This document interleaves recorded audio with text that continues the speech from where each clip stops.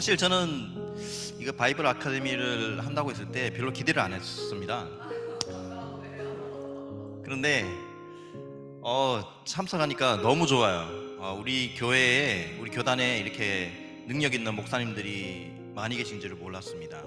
우리 박정훈 목사님 같은 경우는 별로 평소에 만나도 대화가 별로 없거든요. 근데 역시 MBTI를 한번 공부하고 나니까 저분이 저런 분이셨구나를 이해하게 되었습니다. 그래서 오늘 또 두 번째 시간을 맞이해서 지난번보다 더 기대가 많이 되는 것 같아요. 여러분도 그러시죠? 네. 우리 인사를 안 했구나. 바이블 아카데미 잘 왔다. 네, 서로 옆에 계신 분하고 인사하시면 좋겠습니다.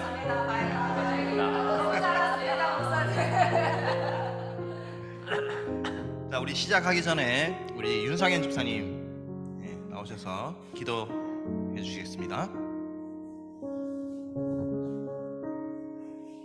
기도하겠습니다. 사랑 많으신 하나님 아버지, 저희가 바이블 아카데미로 또 오늘 모이게 하시니 감사드립니다. 오늘 배우는 성서적으로 보는 MBTI를 통하여 우리가 더 많은 사람들을 만나고 또 이야기할 때 서로 예수님의 사랑을 전하는 축복의 통로가 될 수 있도록 도와주시옵소서. 아직 참석하지 못한 분들 오고 가는 길 안전할 수 있도록 또 도와주시고, 또 강의해 주실 목사님과 또 함께 해주셔서 이 시간이 우리 모두에게 기쁨이 되도록 해주시기를 예수님 이름으로 기도합니다.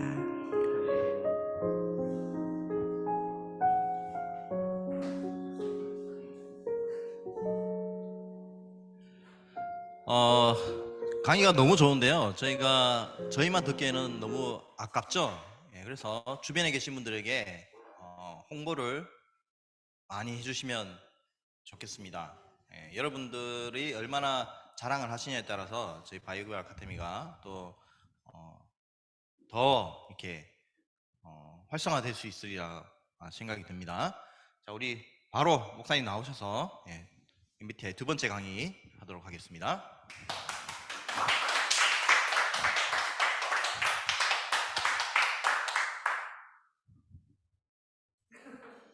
네, 안녕하십니까? 안녕하세요. 성서적으로 바라본 MBTI 두 번째 시간을 우리 큰 박수로 시작하겠습니다. 네, 저는 보이시죠? 네, 한국 MBTI 연구소의 MBTI 일반 강사 박정훈입니다. 자, 오늘 두 번째 시간이 되었는데요. 벌써 이렇게 한 달이 금방 지나갔습니다. 시간이 참 빠르게 흘러가는 것 같습니다. 네, 우리 포인터기 아직 포인터기를 이제 연결하도록 하겠습니다.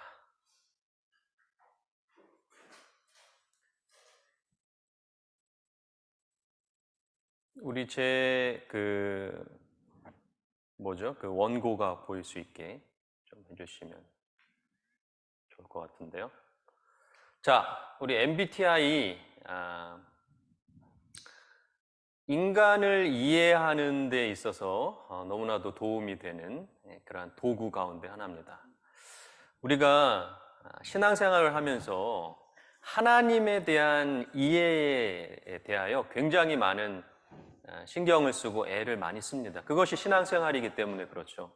그런데 우리가 한 가지 간과하는 것은 뭐냐면요, 하나님에 대한 이해만큼 사람에 대한 이해가 균형지게 이루어져야 되는 것인데, 그렇지 않을 때가 너무나도 많다는 생각을 제 자신의 경험을 통해서 그렇게 생각을 하게 됩니다.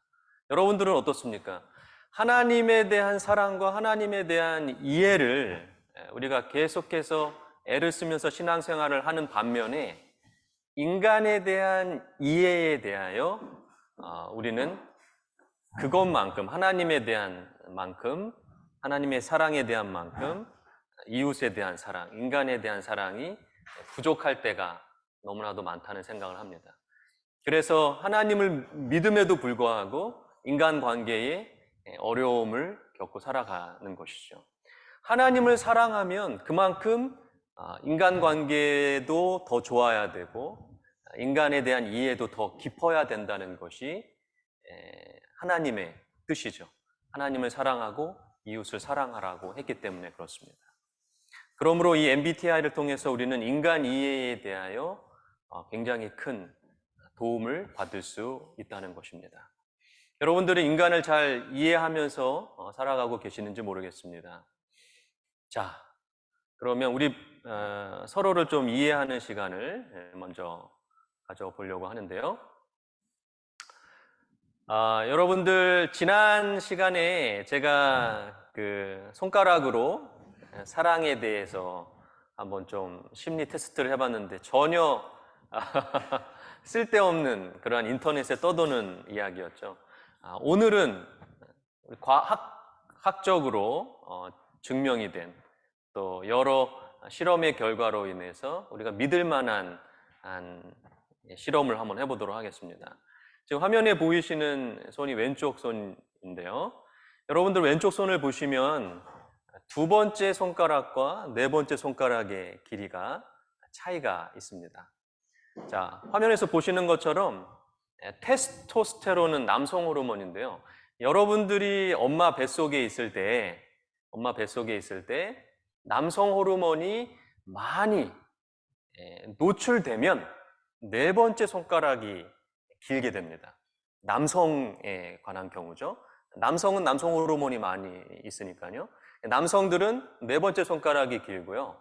반면에 테스토스테론, 남성 호르몬이 태아 엄마 뱃속에 있을 때 적게 노출된 사람은 두 번째 손가락이 깁니다. 여성의 같은 경우가 바로 두 번째 손가락이 긴 것이죠.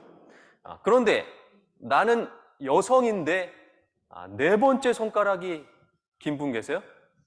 여기 두 분이나. 이 두 분은 지금 여자로 보이지만 남자일 가능성이 있어요. 네. 어떤 그 남성의 성향이 굉장히 많이 포함되어 있는, 이것은 굉장히 믿을 수 있고 학적으로 증명된 결과입니다. 반면에 나는 남자인데 두 번째 손가락이 길다 하시는 분 계세요? 여기는 없지만 많은 분들이 남성도 두 번째 손가락이 긴 분들이 있습니다. 그분들은 여성적인 성향을 굉장히 많이 가지고 살아가는 거예요. 혹시 이 두 손가락이 거의 똑같다 하시는 분 계세요? 네.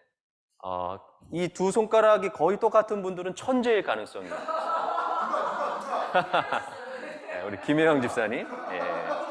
왜냐하면 이 남성 호르몬과 여성 호르몬이 굉장히 균형지게 엄마 뱃속에 있을 때 형성됐기 때문에. 근데 너무 좋아하지 마시고요. 육안으로 확인하기는 좀 힘들 때가 있습니다. 그래서 아주 자세하게 재봐야지만이 정확한 결과가 나올 수 있습니다.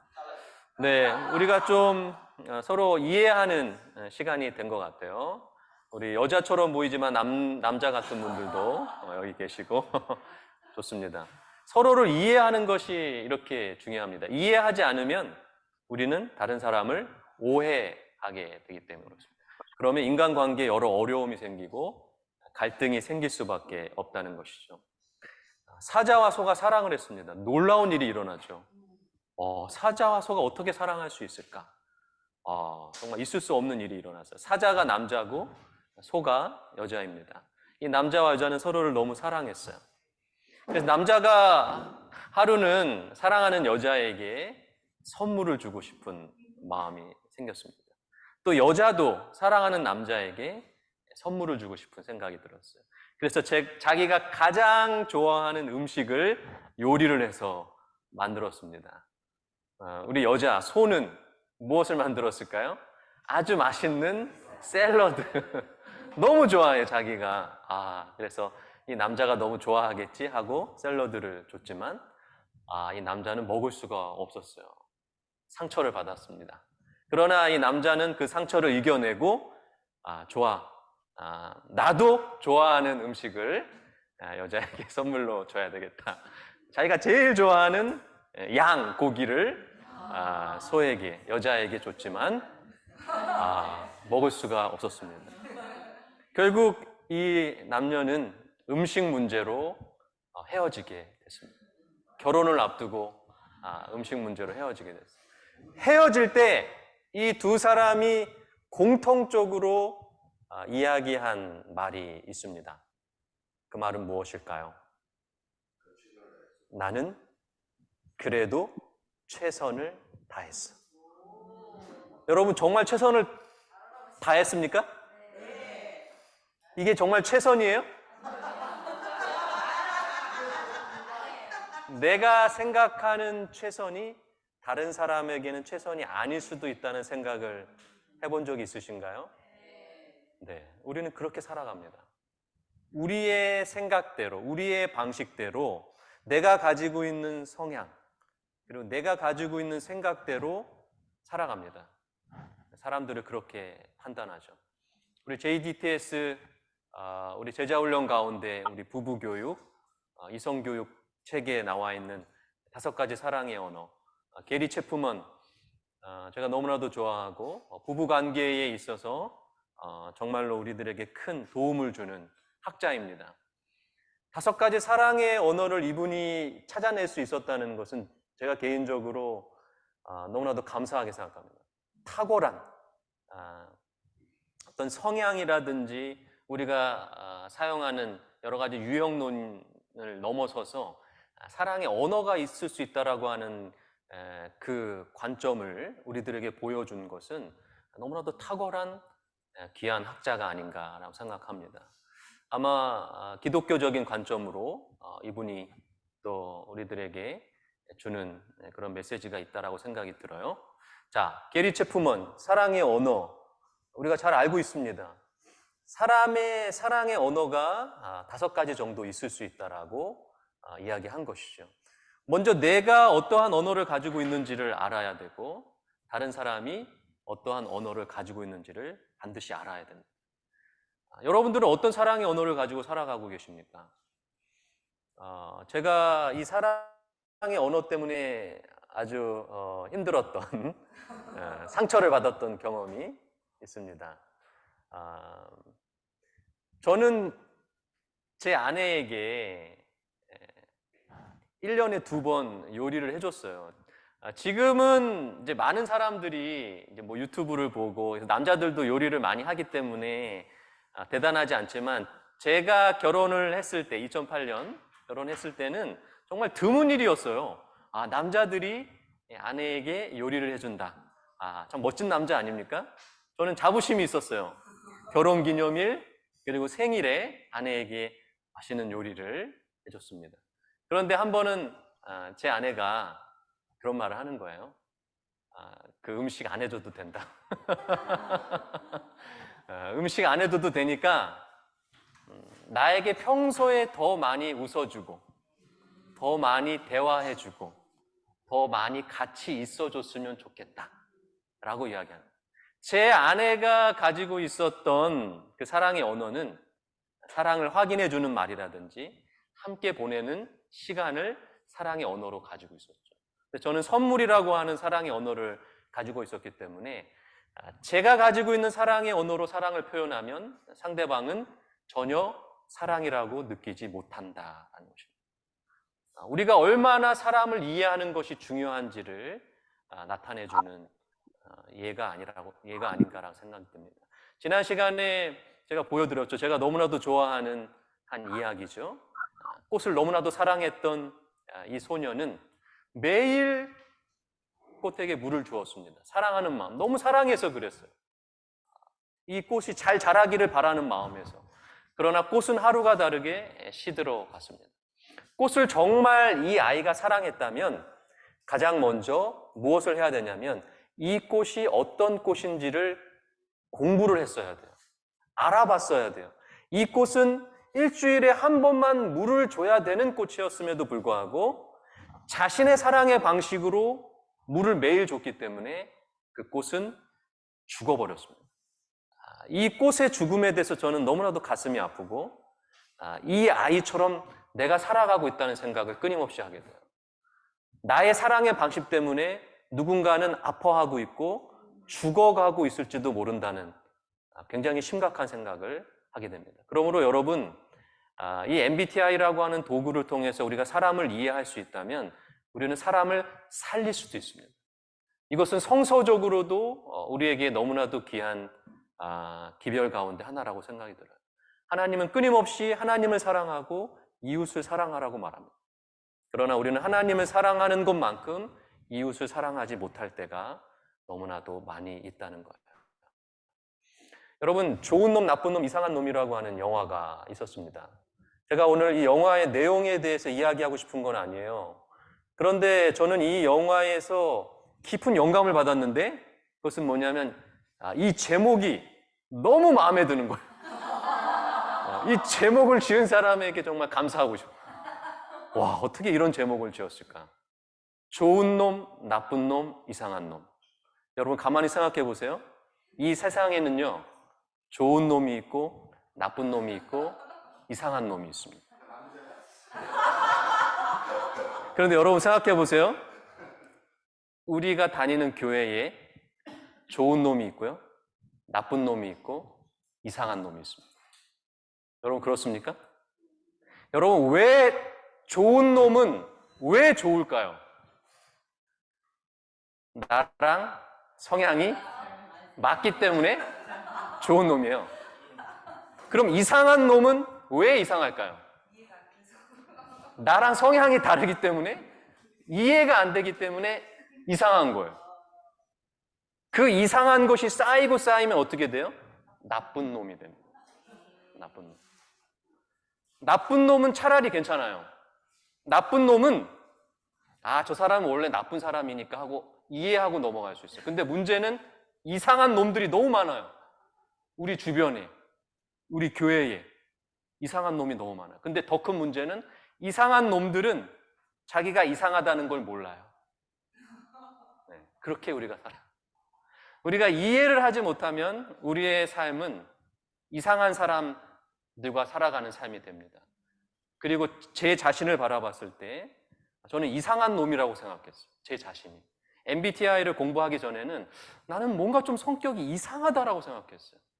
그러나 제 자신을 이해하고 나니까 이상한 것이 아니라고 하는 것을 발견하게 됩니다. 다른 사람들도 마찬가지예요. 우리가 생각하는 이상한 놈들은 나와 성향이 다른 것이지 정말 이상하기 때문에 이상한 놈이 아닐 수도 있다는 생각을 우리가 오늘 하게 되는 것입니다. 자, 인간 이해의 핵심은요, 잘 들어보세요. 차이점을 이해하면 행복해지고 삶은 풍요로워집니다. 상대방을 좋아하면 차이점이 매력이 됩니다. 그리고 지금 나의 성향은 사랑과 인정받기 위한 생존 방식이에요. 여러분들의 지금 모습은요, 여러분들이 사랑받기 위해서 애를 쓰면서 살아왔던 그 모습이 바로 지금 여러분들의 모습이에요. 그러므로 우리는 여러 가지 영향을 받고 지금까지 살아왔는데 그것은 사랑받기 위한 삶의 방식이었다는 것이죠. 제가 심리학을 공부할 때 발달 심리를 공부를 했는데요. 이 발달 심리를 보면서 매우 깊은 영감을 얻게 됐습니다. 예를 들어서 이런 거예요. 우리가 발달하는 과정 속에서 그 인생 시기에 중요 대상에게 우리는 사랑을 받아야 됩니다. 그런데 사랑을 받지 못했을 때 결핍이 생기고 우리의 삶에 문제가 발생한다는 것. 예를 들어 이런 것입니다. 젖먹이 때 있잖아요. 가장 중요한 대상은 부모죠. 부모에게 사랑을 받지 못하면 그 사람은 신뢰성이 매우 떨어지는 사람으로 살아갑니다. 그러므로 사람을 불신하게 돼 있어요. 여러분 주위에 사람들을 잘 믿지 못하고 불신하는 사람들이 있다면 발달 심리를 이해할 수 있어야 돼요. 그 사람이 예전에 부모에게서 사랑을 받지 못한 결핍이 있을 수 있어요. 그 결핍이 계속해서 해결이 되지 못할 때 그 사람은 다른 사람들을 믿지 못하는 사람으로 살아갈 수 있다는 거예요. 왜 저 사람이 나를 믿지 못할까 했을 때 우리는 발달 심리를 이해할 필요가 있습니다. 우리가 이해해야 될 것들이 너무 많아요. 그 가운데 우리는 성향을 한 가지 지금 배우고 있는 것인데 여러 가지 다른 것들도 이해를 해야 그 사람을 전적으로 이해할 수 있습니다. 왜냐하면 사람은요, 한 가지로 우리가 판단할 수가 없기 때문에. 그러므로 인간을 이해한다는 것은 짧은 시간에 되는 것이 아니라 우리가 많은 시간 애를 써야 됩니다. 우리가 하나님을 이해하기 위해 굉장히 많은 시간 애를 쓰는 것처럼 인간에 대한 이해도 마찬가지라는 거예요. 그래서 인간 이해의 핵심입니다. 관대함과 공감이 절대적으로 필요합니다. 우리들 가운데 이상한 놈들이 있어요. 그럴 때 여러분들 이상하다라고 생각하기 전에 이 생각을 먼저 하셔야 돼요. 그럴 만한 사정이 있을 거야. 그 사람이 발달 심리에 있어서 어렸을 때 무언가 결핍이 있을 수 있다는 생각을 우리는 반드시 해야 돼요. 그리고 그 시절에 그러한 어려움이 있었구나. 그 사람의 사연을 들어보면 그 사람들의 어린 시절이라든지 사람들과의 관계, 부모의 관계를 우리가 들어보면 그때 비로소 이해가 될 때가 너무나도 많이 있어요. 나도 저 사람처럼 컸다면 똑같았을 거야 라고 생각할 때 그 사람이 이상한 놈이 되지 않고 좋은 놈이 될 수 있는 시작이 될 수 있다는 것입니다. 이해할 수 있다는 것이죠. 그러므로 인간 이해는 너무나도 중요한 겁니다.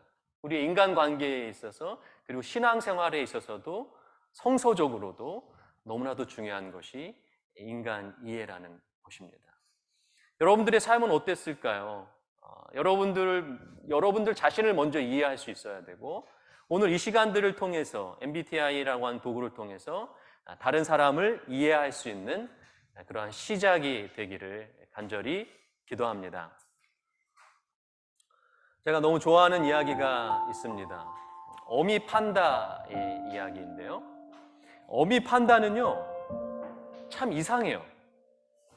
눈만 오면 이 어미 판다는 나무 위에 올라갑니다. 그리고 눈물을 흘리기 시작합니다.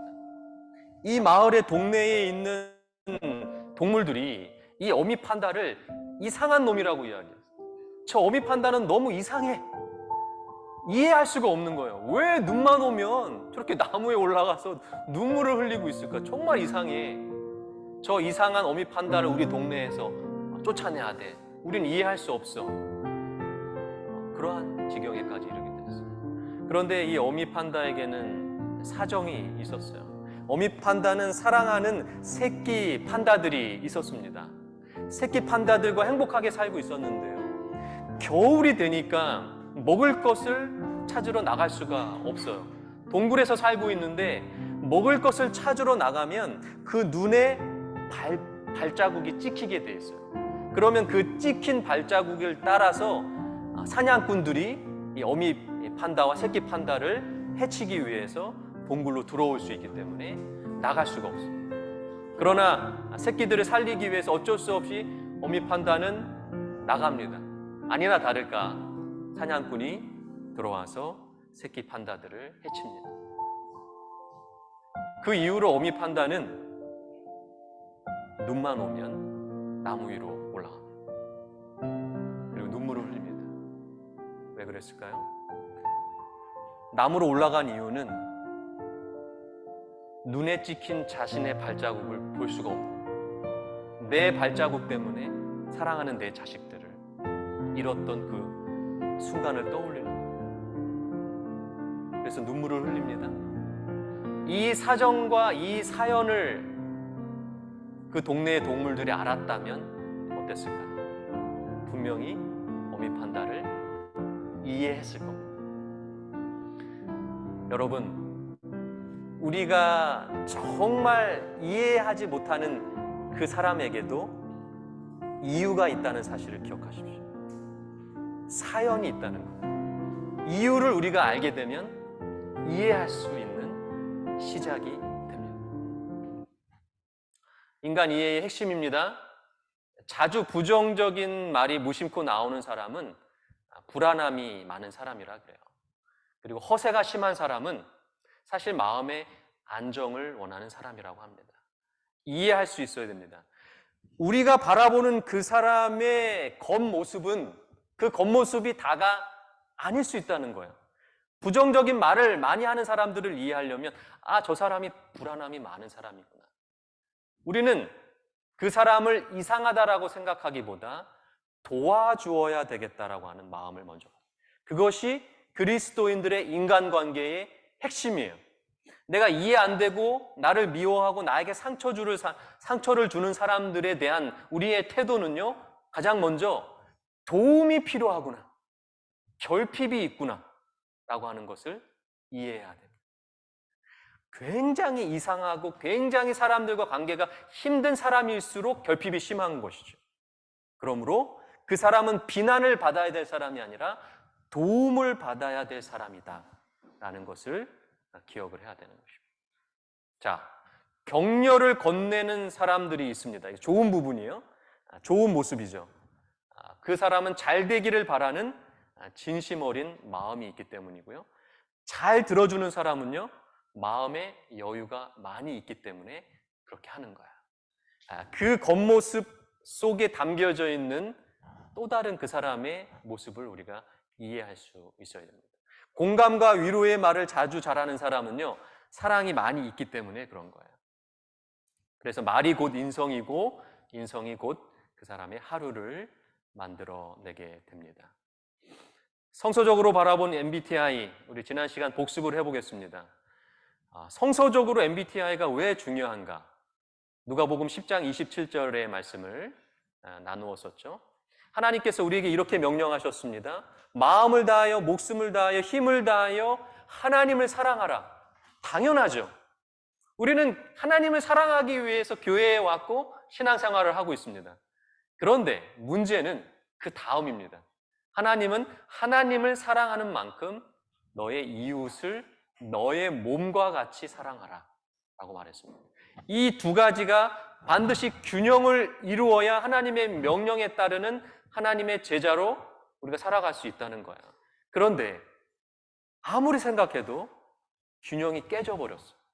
제가 이것에 대해서 굉장히 큰 고민을 하는 겁니다. 저의 문제만은 아니라고 생각해요. 제가 목회하면서 많은 성도들의 모습을 봤을 때 하나님에 대한 사랑보다는 사람에 대한 이해와 이웃에 대한 사랑이 너무나도 떨어져요. 너무나도 떨어집니다. 그러면서 굉장히 신앙생활에도 문제가 발생해요. 이 두 가지가 연결되어 있기 때문에 이웃 사랑이 안 되면 하나님의 사랑도 제대로 될 수가 없어요. 거짓 하나님 사랑이 될 수밖에 없어요. 우리가 진실로 하나님을 사랑한다면 반드시 사람을 사랑하게 되어 있는데 왜 저는 지난 시간에 제 간증을 좀 했었죠. 하나님을 사랑한다고 하면서 왜 사람을 사랑하지 못하고 사람과의 관계가 좋지 못할까라고 하는 고민을 가지게 된 것입니다. 여러분, 이 고민의 해결을 이 MBTI라고 하는 도구를 통해서 저는 좀 치유를 받은 경험을 한 거예요. 여러분들도 여러분들의 성향을 이해하면서 다른 사람을 이해하면서 인간을 이해하는 것이 높아지고 하나님의 사랑만큼 사람을 사랑할 수 있는 그러한 존재가 되는 시작이 되기를 간절히 바랍니다. 여러분, 그러한 기대를 가지고 이 MBTI 시간을 함께 했으면 참 좋겠습니다. 지난 시간에 말씀드렸죠. 수레바퀴. 제자의 수레바퀴뿐만 아니라 뭐가 필요하다? 이 영성의 수레바퀴만큼 중요한 것이 그 옆에 있는 성품의 수레바퀴라는 생각을 합니다. 그래서 성품의 수레바퀴가 함께 같이 돌아가야 하나님 사랑과 이웃 사랑이 아주 균형지게 돌아가는 하나님의 제자로 살아갈 수 있다는 것이죠. 그리고 또 하나, 건강의 수레바퀴. 건강이 나쁘면 아무리 영성을 쌓으려고 해도 되질 않아요. 말씀을 묵상하고 싶고 성경을 연구하고 싶지만 건강이 따라주지 않으면 안 돼요. 건강의 수레바퀴도 같이 잘 돌아가야 되는 것이죠. 그리고 우리는 마지막 시대를 살아가기 때문에 저는 이 교리의 수레바퀴가 중요하다고 생각합니다. 예언이라든지 우리 마지막 시대에 주신 하나님의 우리 재림교회의 기별들을 잘 알고 있고 가르칠 수 있는 그 수레바퀴가 잘 돌아가야 우리가 마지막 시대를 잘 살아갈 수 있다. 제가 JDTS 제자훈련 우리 과정에 참 감사드리는 것은 이 네 가지가 골고루 들어가 있습니다. 구분을 해놓진 않았지만 이 네 가지가 굉장히 골고루 잘 들어가 있어요. 영성훈련은 굉장히 제일 탁월하죠. 그리고 건강훈련도 있습니다. 여러분 알고 계시듯이 유스타트, 그렇죠? 그리고 교리 훈련도 BW를 통해서 하고 있습니다. 한 가지 조금 아쉬운 것은 성품 훈련까지 들어가 주면 얼마나 좋을까. 그래서 예수동행 훈련이 마음을 다스리고 마음을 훈련하는 좋은 훈련인데 이것이 우리 JDTS 이 제자훈련 과정 속에 들어간 것이 너무 감사하고 이러한 마음에 대한 관심이 지금 많이 늘어나고 있다는 사실에 굉장히 감사를 드립니다. 그것이 여러분들께서도 이 과정을 통해서 이 성품 훈련을 같이 만들어 나가는 우리 선교단, 이 바이블 아카데미가 되기를 간절히 소망합니다. 그래서 이 나무 물통, 채소치의 법칙을 반드시 기억하시고 여러분들이 이 네 가지 중에 채소치, 내가 가장 약한 것이 무엇인지를 아셔야 되겠죠. 근데 저는 성품이 가장 부족합니다. 근데 많은 우리 성도들이 성품이 많이 부족합니다. 그렇기 때문에 성품을 끌어올리는 것이 굉장히 시급해요. 제가 봤을 땐 그렇습니다. 그래서 성품 훈련을 더 많이 우리가 끌어올릴 필요가 있겠다라는 생각을 합니다. 예수님께서 이렇게 말씀하셨죠. 제자는 어떤 것이 제자냐? 너희가 서로 사랑하면 이로써 모든 사람이 너희가 제자인 줄 알리라 라고 말씀하셨습니다. 그러므로 제자 훈련의 다른 말은요, 사랑 훈련입니다. 성품 훈련입니다. 사랑 훈련, 성품 훈련이 우리들의 삶 가운데에서 끊임없이 이루어지게 되기를 간절히 소망합니다. 이것이 되지 않으면 지난 시간에 말씀드린 것처럼 모해 인생이 됩니다. 제자 훈련하면 뭐해? 교회 다니면 뭐해? 집사면 뭐해? 장로면 뭐해? 목사면 뭐해? 왜 화를 내? 왜 짜증을 내? 우리는 화를 다스리지 못하고 짜증을 다스리지 못하고 그렇게 살아가요. 수도 없이 교회를 다니고 수많은 설교를 들었지만 우리는 여전히 화를 내고 여전히 짜증을 내요. 왜 말을 그렇게? 성품의 꽃은 말입니다. 그래서 결국은 성품 훈련은 언어 훈련으로 이제 이어지게 돼 있어요. 여러분들은 뭐의 인생을 살아가고 계십니까? 저는 이런 인생을 지금 살아가고 있습니다. 그러므로 끊임없이 우리가 사람을 이해하고 우리의 성품을 훈련해 나가는 그런 진정한 제자가 되기를 간절히 소망합니다. 네, 이제 MBTI 지난 시간에 우리가 했던 네 가지 지표 가운데 첫 번째 지표를 잠깐 복습하겠습니다.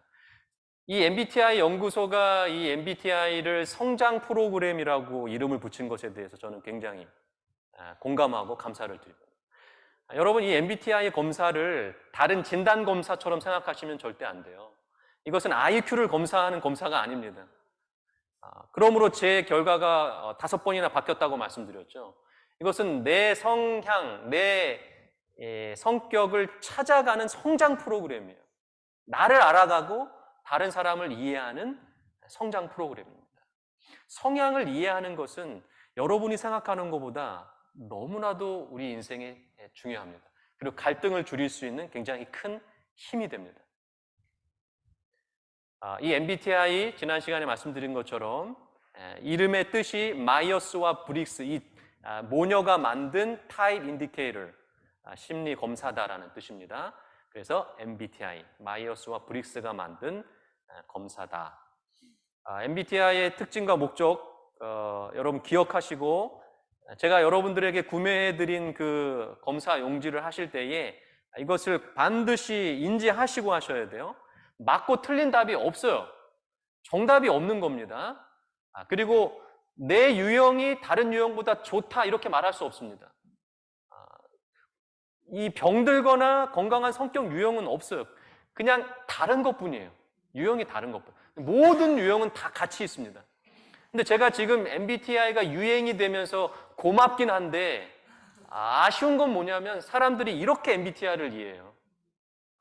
내 성향은 이건데 나는 막 좋고 저 사람 성향이 이상하고 막 이렇게 오히려 부작용이 생깁니다.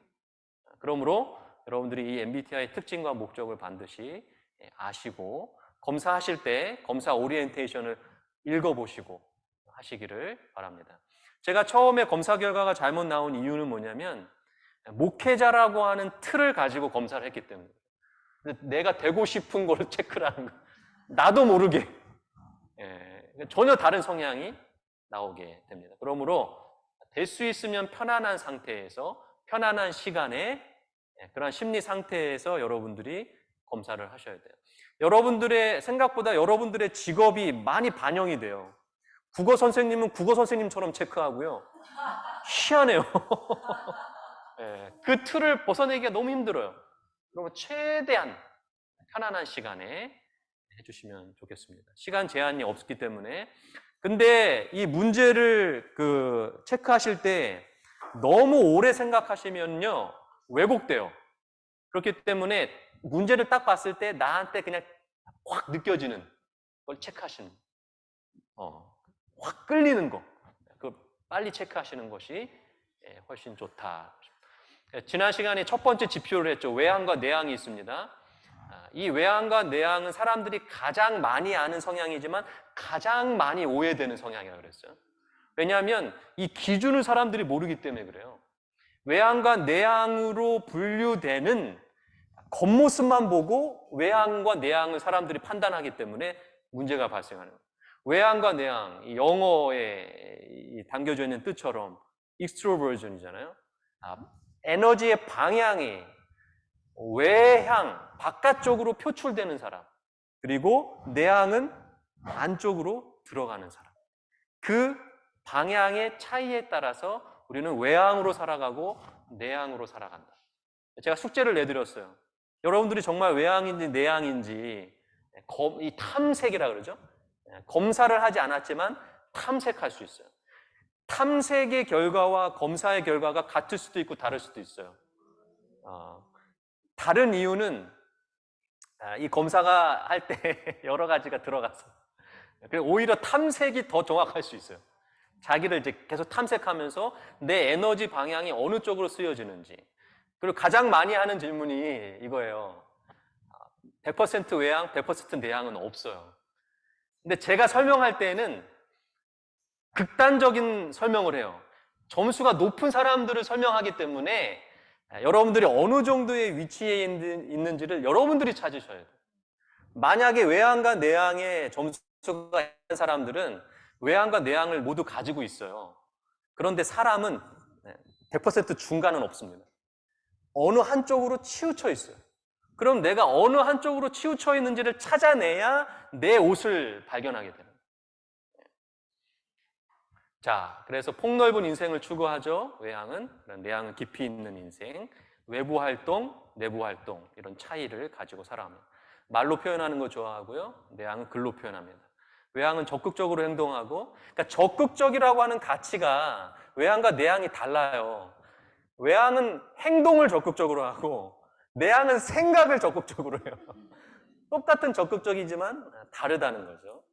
시키지 않아도 얘기하고 시켜도 잘 이야기하지 않는 저 같은 사람들이 내향성의 사람들입니다. 소모에 의한 에너지 충전, 그렇죠? 비축에 의한 에너지 충전. 이게 가장 큰 특징이죠. 이 에너지의 방향에 따라서 다르기 때문에 사람들이 많이 있는 곳에서 에너지가 충전하는 사람들이 외향형이에요. 말을 많이 해야 에너지가 충전. 그러나 내향형들은 말을 많이 하고 사람들이 많은 곳에 있으면 소모되기 때문에 반드시 혼자만의 시간을 통해서 에너지를 충전할 필요가 있다는 것입니다. 자, 이제 그룹 작업을 해보도록 하겠습니다. 자, 종이를 나눠드릴 텐데요. 여러분 지금 오른쪽 그룹과 왼쪽 그룹 같이 해보세요. 사과하면 떠오르는 생각. 그 다음에 사과도 괜찮고요. 배도 괜찮습니다. 배 하면 떠오르는 생각, 감 하면 떠오르는 생각. 그리고 가장 재미있는 그룹 작업이 약도를 그리는 건데요. 약도는 여러분들이 개인적으로 제가 종이를 나눠 드릴 테니까 한 번씩 해보세요. 시간이 짧지만 이 MBTI는 제 설명으로 여러분들이 머리로 이해하는 것보다 그룹 작업을 통해서 몸으로 여러분들이 이해하는 것이 훨씬 더 큰 도움을 줍니다.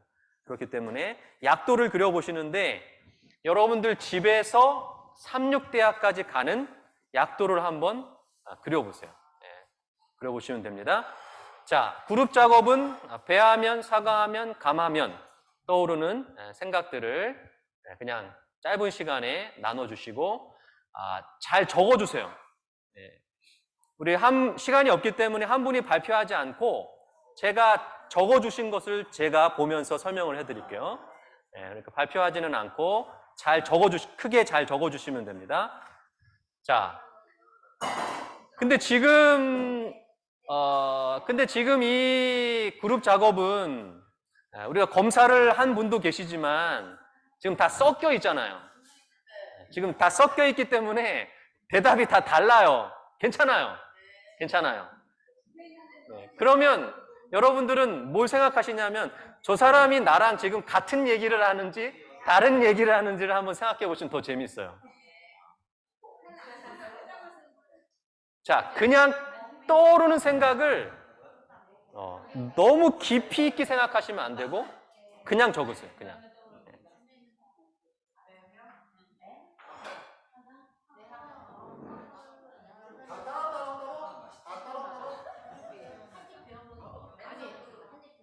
네.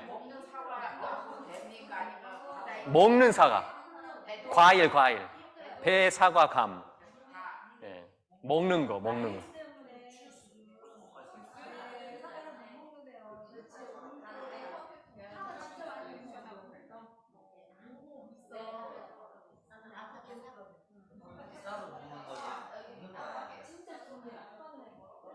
지금 발표자 도구는 오늘은 어려운 거죠.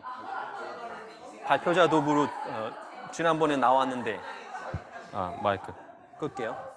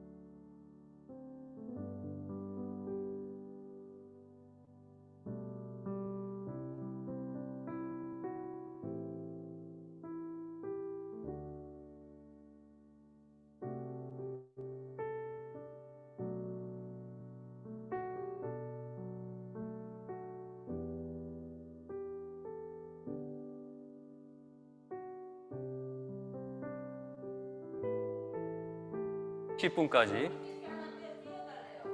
20분까지. 약 또는 그림. 그 다음에 다른 질문들은 그룹 작업해서 하나만 적어주시면 돼요.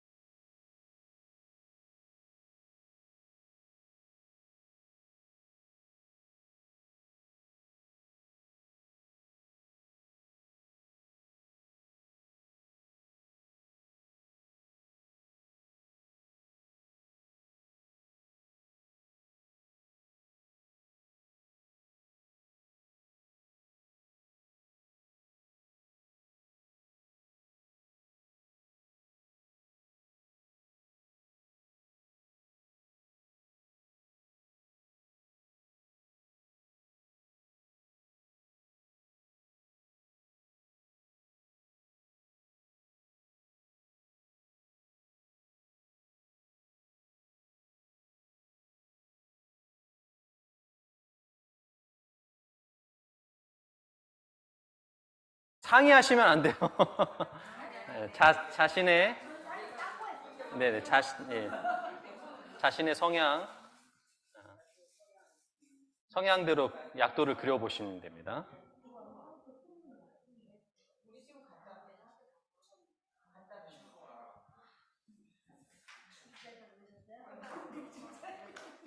자, 우리 그룹 작업하신 거 다 되셨으면 정리해서 저한테 주시면 됩니다.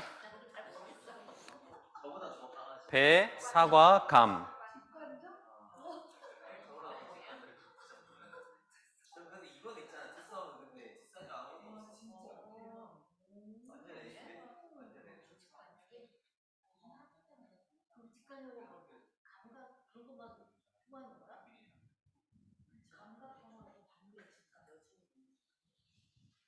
자, 우리 그룹 작업한 것 저한테 좀 다 되셨으면 주십시오. 사과, 배, 감. 생각들. 네. 좋습니다.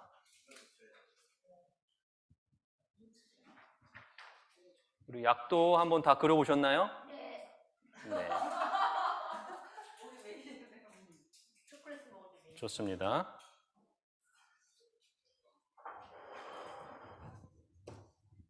자, 그러면 우리가 한번 같이 살펴볼까요?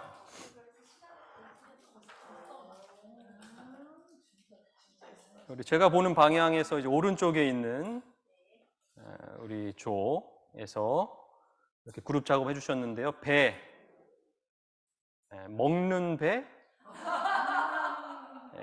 먹는 배 이렇게 먹는 배냐, 먹는 배냐, 아픈 배냐, 이런 생각은 지금 S형에 가깝죠. 먹는 배냐, 뭐 먹는 사과냐 이런 생각이 이제 먼저 들었다면 S일 가능성이 있습니다. 먹는 감, 제일 맛있음, S형들이 이제 대부분 하는 시원하다. 시원하다라고 하는 표현을 이제 배에서 해주셨고, 뭐 새콤달콤하다, 빨강색이다, S형들의 전형적인 대답이죠. 그러니까 딱 우리 이제 S형들은 배, 사과, 감 하면 떠오르는 생각들이 굉장히 비슷해요. 공통적이에요. MBTI 연구소가 굉장히 오랜 시간이 됐는데 그 워크샵 한 자료들이 남아 있을 거잖아요. 근데 놀라운 것은 비슷해요. 결과가. 그러니까 이 유형론이 굉장히 우리들에게 큰 영향을 준다는 것을 그 결과를 통해서 알게 되는데요. 홍시, 당감, 곶감 이런 부분들도 이제 S형에 가까운 대답들. 여기 이제 S형들이 좀 많이 계신 것 같은데 나는 이 이야기들이 좀 맞지 않았다 그러면 N형일 가능성이 있는 거예요. 이 다른 사람들 생각하고 좀 다르다. 라면 N형일 가능성이 있죠. 예를 들어 이제 배 아프다. 이런 것들은 N형일 가능성이 있습니다. 배 아프다. 배를 생각하면서 배 아프다. 뭔가 S형들은 잘 이해가 되지 않는 그런 이야기들을 하는 사람들이 이제 N형이죠. 예, 그렇게 이해하시면 되고요.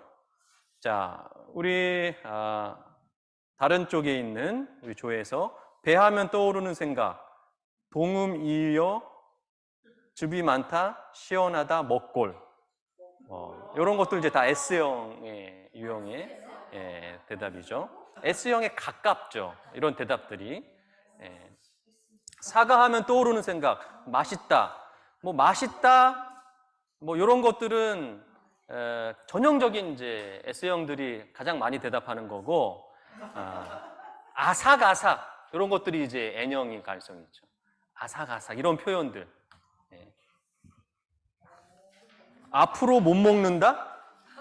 N형들이 앞으로 못 먹는다. N형들이 이제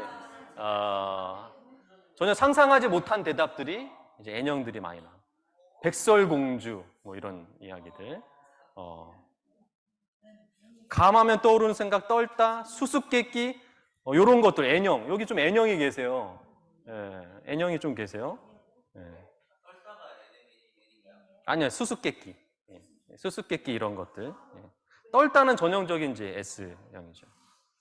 자, 약도를 그려보셨는데 약도를 내가 이제 그리기가 굉장히 쉬웠다. 쉬웠다. S형들은 약도를 굉장히 잘 그려요. 근데 N형들은 약도를 그리기가 쉽지 않아요. 예. 요 N형 비슷한 약도, 예, N형 비슷한 약도. 전형적인 N형. N형과 S형 굉장히 차이가 나. 약도를 그릴 때. 예. 자, 좋습니다. 제가 다른 그룹에서 한 것을 이제 찍어 온 것인데요. 자, 보세요. 사과, 과일, 맛있다, 빨간색. 이거는 이제 같은 유형들끼리 모여서 한 것이기 때문에 정확하죠. 맛있다, 빨간색. 다 이런 얘기가 나와. 둥글다, 뭐 가수원. 때로는 그 가운데서도 N형이 좀 들어가 있는 사람들은 이 결과에서도 N형이 들어갈 수는 있어요. 왜냐하면 사람이 100% S형이 없기 때문에. 근데 N형 보세요. 시끄럽다, 이빨, 어린 시절, 부드러움, 이문순 씨 무슨 얘기라는 이 답을 봤을 때 전혀 이해가 안 되는 그러한 대답들이 나옵니다. 초겨울, 그죠? 감, 떨다, 달다, 딱딱하다, 물렁하다. 딱 나오죠. S형들의 대답들은 공통적으로. 근데 N형은 뭐예요? 살찌는데 좋다. 까치밥. 가장 오래된 감? 영감? 감 잡았스?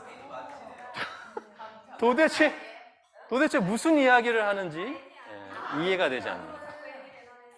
자, 약도를 한번 볼까요? 이게 이제 군인들한테 한 건데 부대의 약도를 그려봐라.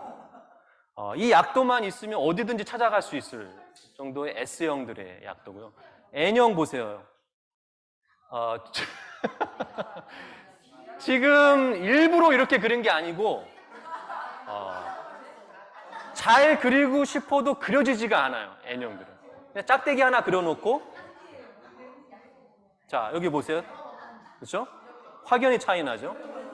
S형과 N. 저걸 약도라고 그려놨어요. 왜 S형들은 N형을 이해할 수가 없죠. 그것이 이런 N형과 S형의 굉장히 큰 특징입니다.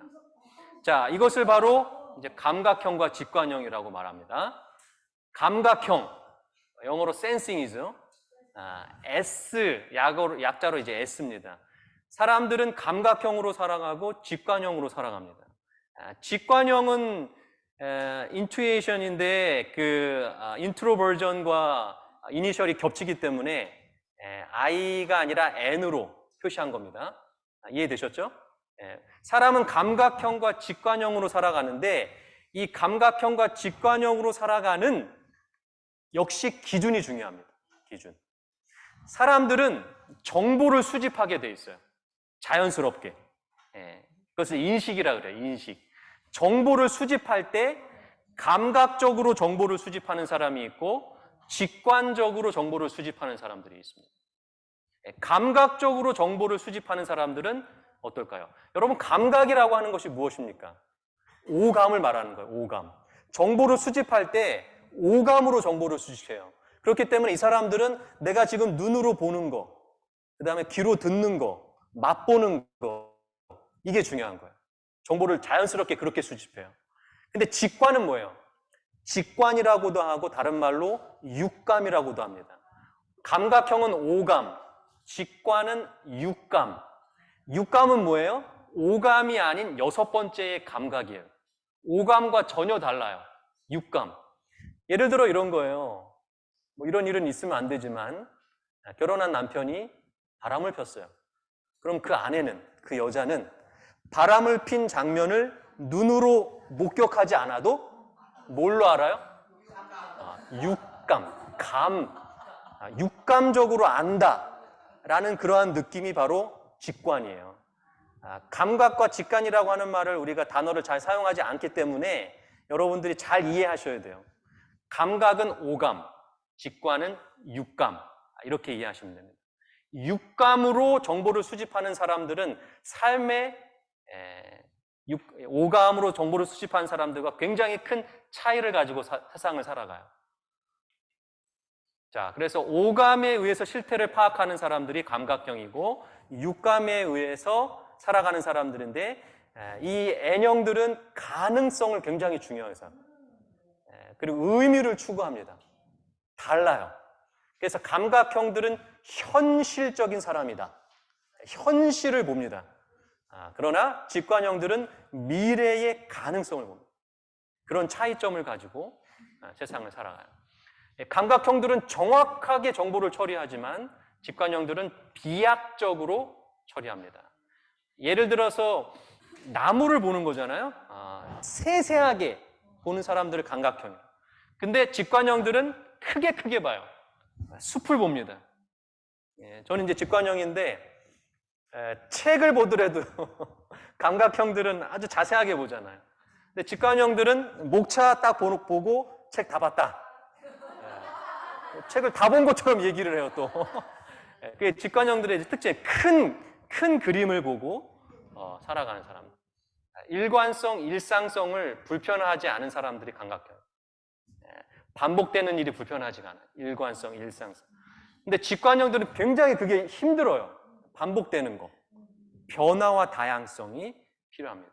사실적, 구체적으로 사건을 묘사하는 사람들이 감각형이고 암시적으로, 비유적으로 묘사하는 사람들이 직관형이다.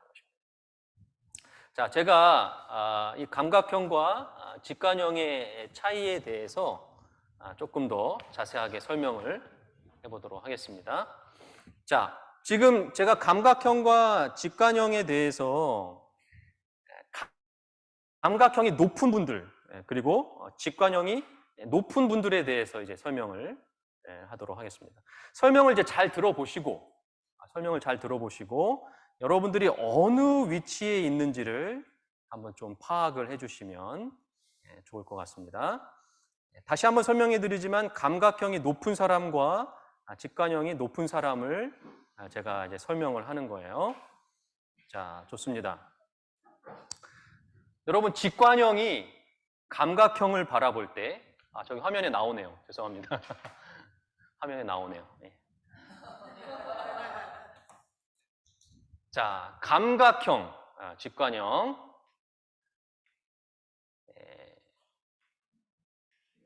감각형에게 범인의 몽타주를 한번 그려봐라 라고 했을 때 이제 경찰관이 어떤 범인을 이제 색출해내야 되는데 그 피해자에게 몽타주를 한번 그려보세요 라고 했어요. 감각형이 잘 그릴까요? 직관형이 잘 그릴까요? 자, 잘 생각하세요. 정보를 수집할 때 육감으로 수집을 하니까 감각형들은 기가 막히게 잘 그리죠. 예. 그 사람이 광대뼈가 나왔는지, 스포츠 머리를 했는지, 덧니가 났는지를 정확하게 잘 그려요. 근데 직관형들에게 그려보라 그러면 어떨까요? 음흉해 보였어요. 좋은 인상은 아니었어요. 전혀 수사에 도움이 안 돼. 근데 일부러 그런 게 아니고 그렇게 말할 수밖에 없는 거죠. 강하니까. 직관형이 강하니까. 수사를 방해하려고 그러는 게 아니고 말을 할 수가 없어요. 그러니까 내가 지금 사람들을 만났을 때 사람들을 잘 기억하는지 못하는지 생각해 보세요. 사람들을 잘 인상착의라든지 자기를 탐색해 보라는 거예요. 감각형들은 사람들을 잘 기억하죠. 한 번 만난 사람도 잘 기억하지만 직관형들은 그냥 이미지만 생각이 나요. 그 사람이 어떻게 생겼는지가 잘 생각이 안 나요.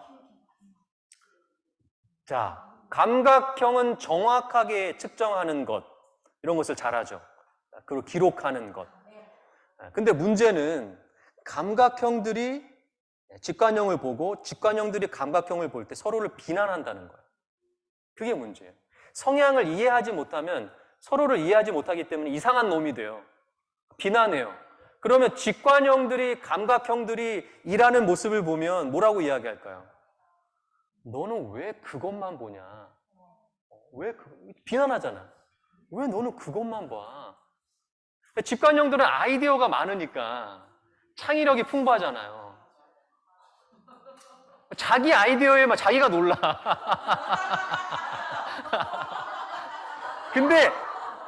근데 그런 직관형을 보면 뭐라고 비난하는지 알아요? 감각형들이? 아, 왜 뜬구름 잡는 얘기만 해? 아, 도대체 현실적인 얘기를 좀 해. 그러니까 지금 생각하는 것보다 감각형과 직관형이 살아갈 때 굉장히 많은 갈등이 있어요. 예, 그렇기 때문에 교회 안에서도 마찬가지예요. 직장 안에서 무슨 일을 해 나갈 때 굉장히 큰 차이를 봅니다. 예. 상사들이 이제 보고서를 볼 때 감각형의 상사를 만나면 직장 생활이 너무 힘들어. 맞춤법, 뭐 띄어쓰기 막 이렇게 보여요. 예. 그래가지고 막 빨간색으로 막 찍찍 빨간색으로 막 그을 때마다 막 직관형들은 막 상처가 막 생기는. 근데 그 상사가 이 부하 직원이 미워서 그런 게 아니라 그게 보여요. 그렇게 살아가는 거예요. 네. 삶의 방식이 그렇다는 거예요. 자, 그러면 감각형의 아내와 직관형의 남편이 부부 관계를 맺고 살아간다. 갈등이 있을 수 있겠죠. 네. 자, 감각형의 아내가 직관형의 남편에게 여보 몇 시야? 라고 물어봤어요. 직관형의 남편이 뭐라 그러는지 알아요? 다 돼가. 아, 뭐가 다 돼가? 감각형의 아내는 뭘 물어본 거예요? 정확하게 지금 몇 시, 몇 분이냐 이걸 물어보는 거죠. 근데 직관형은 뭐라 그래요? 벌써 자기가 생각하고 있어. 아, 이 여자가, 이 아내가 드라마 할 시간을 물어보는구나. 다 돼가. 아니, 누가 드라마 할 시간을 물어봤냐고요. 예? 그러니까 갈등이 생기는. 그러니까 부부 관계에 있어서, 나랑 이 배우자가 말이 잘 안 통한다라고 느꼈다면 이 차이예요. 대화를 하는데 잘 무슨 얘기를 하는지 모르겠어. 대화가 잘 안 통해. 그러면 이 성향을 여러분들이 기억하셔야 돼요. 이 성향의 차이 때문에 그래요. 자, 반대로 직관형의 아내가 있을 수 있고 감각형의 남편이 있을 수 있죠. 그래서 이 감각형의 남편이 직관형의 아내한테 이제 이사 갈 집을 좀 보고 오라고, 이사 가야 되니까 보고 오라 그랬어요. 보고 왔는데 직관형의 아내가 뭐라 그래요? 집 괜찮아. 공기도 좋고. 도대체 뭘 보고 온 거야? 문이 미닫인지, 벽지가 뭔지, 창문이 어떻게 됐는지 이걸 보고 오라 그랬더니 대화가 안 돼요. 네. 그래서 감각형은 굉장히 꼼꼼하고 직관형들은 반복되는 것이 이제 굉장히 힘든. 그래서 명절에 우리 직관형의 아내들은 굉장히 힘들죠. 뭐 요즘에는 뭐 잘 음식을 안 하지만 예전에 우리 직관형의 아내들은 같은 전을 계속 반복해서 부쳐야 되잖아요. 그래서 직관형의 아내가 한 번은 세모로 만들었다가 한 번은 네모로 만들었다가 감각형의 시어머니한테 등짝을 한대. 전을 만들어도 변화를 줘야 돼. 그게 직관형 아내의 특징이다. 자, 근데 문제는 비난하는 거예요. 갈등이 생기는 거예요. 직관형이 감각형을 바라볼 때 융통성이 없다라고 자꾸 비난을 해요. 서로를 이해하지 못하고. 감각형이 직관형을 바라볼 때 비현실적이다라고 자꾸 이야기를 합니다. 그래서 직관형들은 영화를 보더라도 공상과학 영화라든지 이런 영화를 더 좋아하죠. 감각형들은 추상화보다는 이렇게 정물화라든지 이러한 그림을 더 좋아하고, 약도를 그릴 때 굉장히 큰 차이점이 납니다. 약도를 그릴 때 감각형이 강한 사람들은 정보를 굉장히 많이 집어넣어요. 그래서 그 약도만 보면 누구든지 찾아갈 수 있을 약도를 그려요. 직관형들은 그냥 가능성만 제공해요. 쫙 그어놓고 자기만 알게. 굉장히 심한 사람들은 표지판 따라가세요 이렇게. 도저히 못 그려. 그냥 택시 타세요 이렇게. 네. 자, 제가 거듭 말씀드리잖아요. 지금 섞여 있다라고 생각하시는 분들은 감각형이 높거나 직관형이 높지 않고 이 중간쯤에 위치해 있어요. 근데 우리 집사님께서 자기를 탐색해 보셔야 돼요. 계속. 그게 중요해요. 그 과정을 통해서 내가 조금 더 편한 방향이 있어요. 그 편한 방향을 찾으셔야 돼요. 내가 직관적으로 편한지 감각적으로 편한지. 그것도 어렵다라고 하시면 제 강의를 4번 강의를 끝까지 다 들으시면 해결이 돼요. 왜냐하면 지금 이 지표에 대한 이해만으로 이 점수가 이 약하신 분들은 찾아내기가 힘들어요. 이렇게 기질을 보셔야 돼요. 기질. 그러니까 MBTI에서 이제 기질을 볼 수 있어요. 이 4가지 이니셜을 통해서만 MBTI를 이해하는 게 아니라 2가지를 뽑아내서 기질을 볼 수 있어요. 그럼 기질을 여러분들이 알게 되면 조금 더 내 성향을 찾아내기가 쉬워요. 끝까지 해보시면 좋겠습니다. 그래서 대표적인 직관형의 작가를 생각해 봤을 때 해밍웨이, 노인과 바다라고 하는 책 보신 적 있어요? 굉장히 두껍죠. 그리고 그 묘사가 굉장히 이 책을 읽으면 내가 마치 막 이 고기를 잡는 듯한 그런 느낌을 받죠. 근데 이 감각형의 대표적인 작가는 생텍쥐베리, 어린 왕자. 책이 얇죠. 그리고 직관의 대표적인 작가. 책이 얇고 그림이 굉장히 많고 모자를 그려놓고 코끼리를 삼킨 보아구렁이라고 전혀 감각형들은 이해되지 않는 세계를 가지고 살아가는 사람들이 직관형의 사람들이다. 그러므로 여러분들 교회에서 감각형의 집사님들이 있고 직관형의 집사님들이 있어요. 그러면 이제 소그룹을 운영하거나 여러분들이 무언가를 교회의 일을 계획하고 갈 때 갈등이 생길 수 있어요. 서로를 이해하지 못하면. 그래서 어떤 비전을 제시할 때 직관형들은 막 가능성을 주고 벌써 가 있어. 그 일을 하고 있어. 근데 결국은 그 교회 일을 해내는 사람들은 감각형의 집사님들. 본인은 아이디어만 얘기하고 그 일을 정말 해내는 사람들은 감각형이에요. 그러니까 갈등이 있을 수 있죠.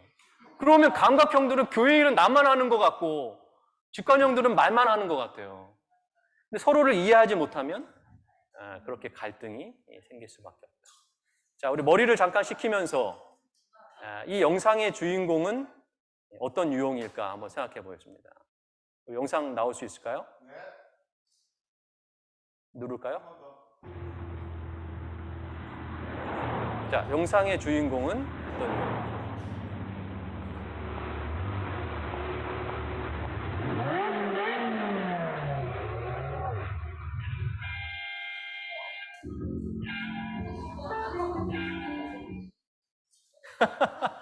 자, 이 영상의 주인공은 S형일까요? N형일까요?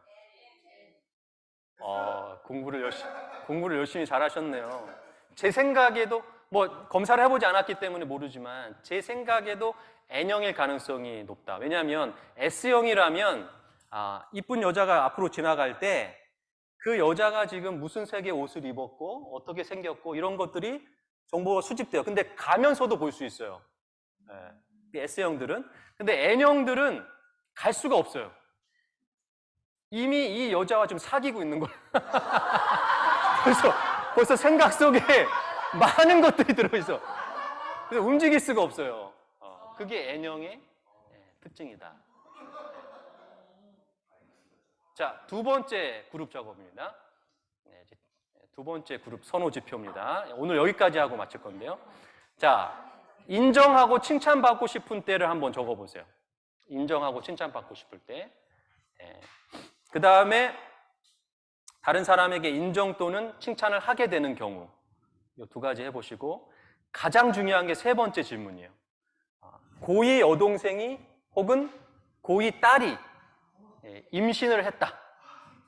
어떻게 할까? 이 세 번째 질문이 굉장히 중요한 질문이에요. 그래서 여러분 너무 깊게 생각하지 마시고 한번 그냥 적어보세요. 생각나는 대로 이야기해 보시고 적어보세요.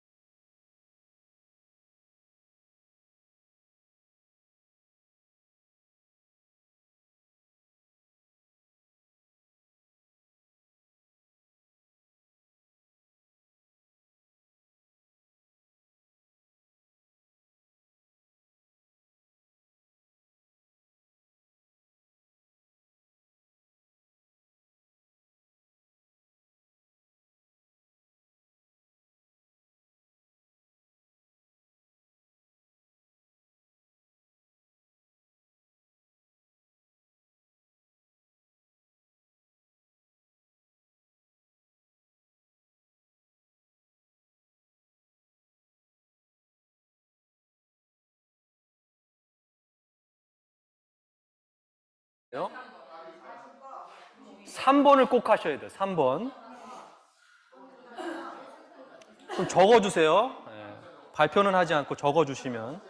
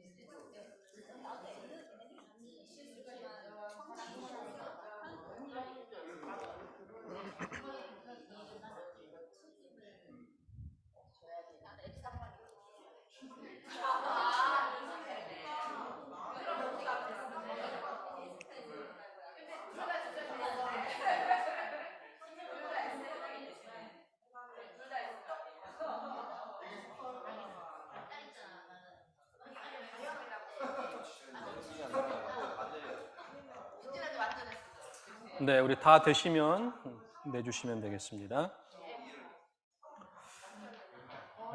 이 그룹 작업이 굉장히 중요하죠. 그래서 이 내 머리로 이해하는 것, 제 강의를 듣고 머리로 이해하는 것 한계가 있기 때문에 내 몸으로 느끼는 것이 그룹 작업 시간이다. 지금 이제 유형이 섞여 있기 때문에 다 같은 얘기가 안 나와요. 그래서 그게 더 재밌어요. 네, 그래서 내 말과 좀 이 사람은 좀 다르게 얘기한다 그러면 다 성향이 다른 거예요. 그죠? 네, 그렇게 이해하시면. 자, 우리 세 조에서 해주셨는데요. 자, 첫 번째 질문. 내 기준으로 이 정도는 괜찮아. 잘했어라고 생각할 때. 그 다음에 별로 안 해줘도 괜찮아. 그 칭찬을 안 해줘도 괜찮아. 이 유형은 이제 T형일 가능성이 높아요. 예. 칭찬을 안 해줘도 괜찮아. 이런 이야기. 예. 그 다음에 상대가 필요하다면 칭찬을 남발한다. 근데 속으로는 기준이 있다. 속으로 기준이 있는 건 이제 T형일 가능성이 있고요.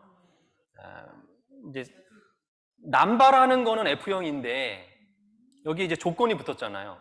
상대가 필요하면 남발한다. 그럼 이제 T형이 이제 섞여 있는 거예요. 막 남발하는 건 F형이고 그냥 남발하는 건 F형이고 조건이 붙으면 이제 생각을 해봐야 돼요. 자, 낙태를 권유한다. 낙태시킨다. 전형적인 T형의 대답이에요. 예. 어렵다. 어렵다는 이제 좀 F형이 섞여 있는. 너가 왜 그랬니? 엉엉엉. 자, 여기서 너가 왜 그랬니?로 끝나면 이제 T형인데 엉엉엉이 들어가면 이제 F형이 섞여 있는 거예요. 예. 자, 지금 그냥 존재로 뭐 만족한다. T형이죠. 예. 뭔가 잘했을 때 뭐 이런 거 다 T형의 대답들. 내가 여유로울 때 칭찬한다. 그렇죠? 예. 그것도 이제 T형의 성향 가운데 하나죠. 진짜 잘했을 때 그냥 잘했을 때는 칭찬 안 하고 진짜 잘했을 때 T형들. 칭찬을 좋아하는 사람한테 해준다. 뭐 눈에 보여야 해준다. T형의 가능성이 있는 대답들입니다. 어떻게 일어난 일인지, 그렇죠? T형이죠. 앞으로 어떻게 할지 이거 굉장히 중요한 T형들의 이제 공통점. 앞으로 어떻게 할지 여기까지 가죠. T형 뭐 인정하고 이런 얘기들 거의 T형의 성향들인데요. 어떤 놈이야? 이게 이제 T형이죠. 그 놈을 찾아야 돼. 그 다음에 내가 뭘 잘했을 때, 내가 뭘 했을 때 만족할 때, 하기 어렵거나 하기 어려운 것을 해냈을 때, 뭐 이거는 뭐 T형도 있을 수 있고 F형일 수도 있습니다. 노력하는 것이 보일 때, 뭐 늘 해주고 싶다. 여기 좀 F형이 좀 섞여 있는 것 같아요. 이 조에서. 실수인지 사랑하는 사람인지 먼저 물어본다. F형의 전형적인 대답입니다. 네. 이 질문에 대답을 할 때 실수로 했는지 사랑해서 했는지를 먼저 물어보는 성향이 F형의 대표적인 특징이에요. 그걸 먼저 물어봐요. 놀랍죠? 지금 처음 해보셨는데 그룹 작업을, 그죠? 우리 집사님? 근데 예전에 했던 사람들의 대답하고 똑같아요. 그러니까 이제 유형론에 굉장히 힘이 있다는 얘기예요.